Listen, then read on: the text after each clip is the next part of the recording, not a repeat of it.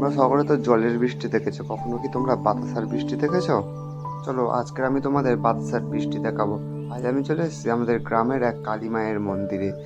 দেখো ইতিমধ্যে কিন্তু বাতাসার বৃষ্টি শুরু হয়ে গিয়েছে।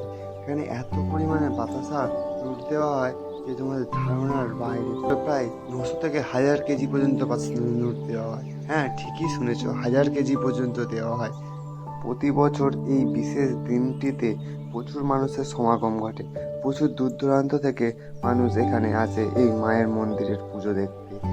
মন্দিরটিকে দেখো কত সুন্দরভাবে সাজিয়েছে। দেখো এত বড় মন্দির তাও নোট দেওয়ার জন্য ছোট হয়ে গিয়েছে। তাই জন্য পাশে স্টেজ থেকে বাতাসার নোট দেওয়া শুরু হয়ে গেছে। আগামীকাল এখানে বাউল গান অনুষ্ঠিত হবে। মন্দিরের কতগুলি দোকান পাশ বসেছিল, আর সেগুলো একটু ঘুরে ঘুরে দেখছিলাম।